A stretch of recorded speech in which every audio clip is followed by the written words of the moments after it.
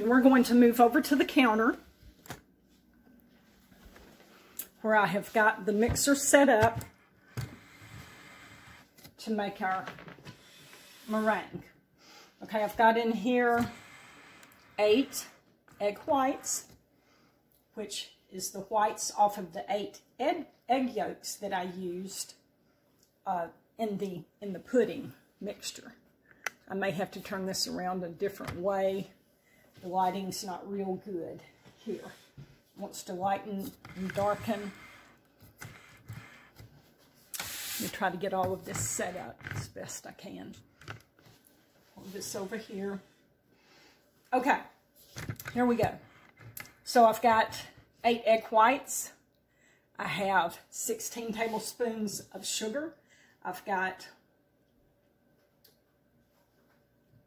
2 heaping 1/4 teaspoons of cream of tartar. That's what we've got in here. We're going to whip these egg whites up nice and stiff.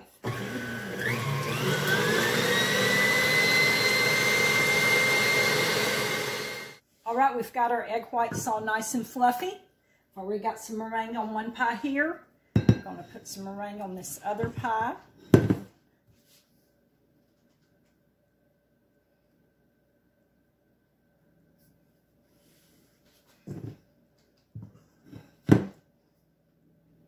Now, you don't have to use meringue if you don't want to. Some people don't like meringue. You can use Cool Whip. You can use whipped cream, real whipped cream.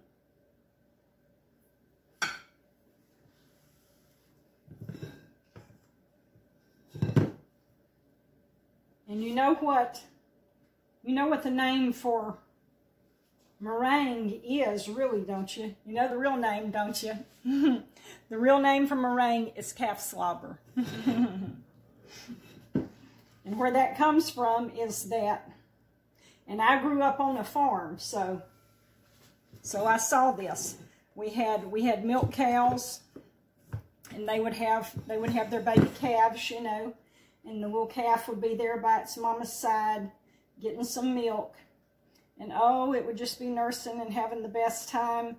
And that milk would start running out the sides of that baby calf's mouth, and it would get all foamy. And so that's calf slobber.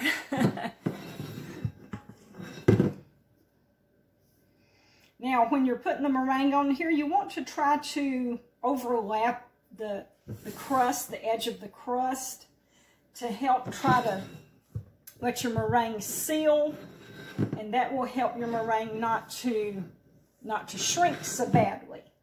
And another thing that I have found out too, that if you beat your meringue too stiff, that when you put it in the oven to brown on top, that if your meringue is too stiff, that will cause it to shrink as well.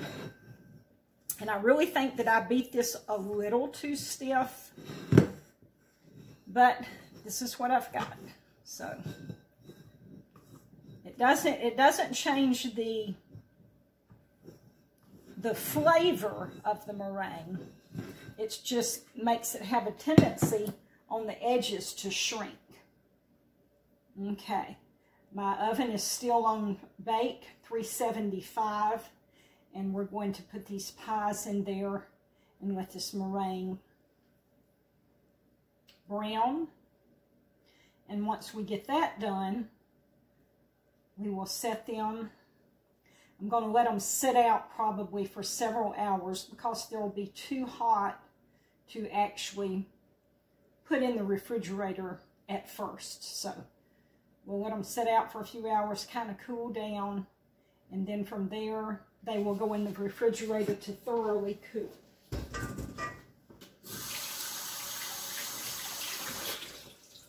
All right, here we go. Let's turn around to the ovens.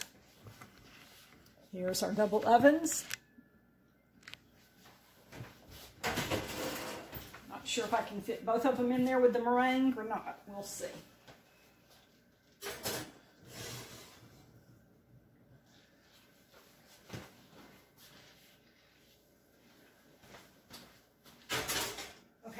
it's going to work.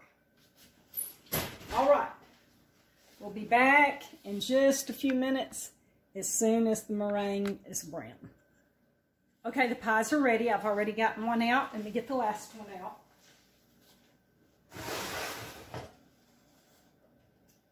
And I'll turn the camera around where you can see them here on the counter.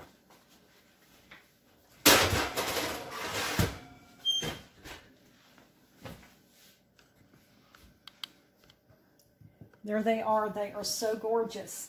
Let me see if I can pick one of them up and bring it up there close where you can see it. See how beautiful that is? And I just remembered I've got to put some of this toasted coconut on the top. So let me sprinkle a little bit of toasted coconut on the top so that people will know that this is a coconut pie.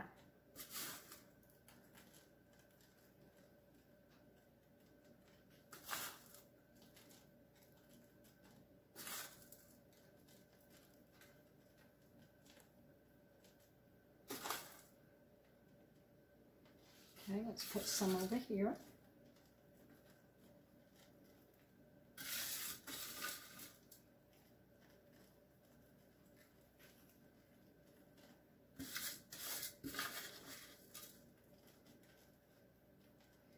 All right, these pies are made. All they've got to do is cool down, and they will be ready for our homecoming on Sunday.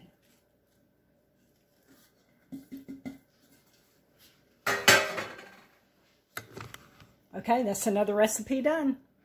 Thank y'all for stopping by and visiting and being here with me as I demonstrated this recipe. And we'll come back real soon with another great recipe.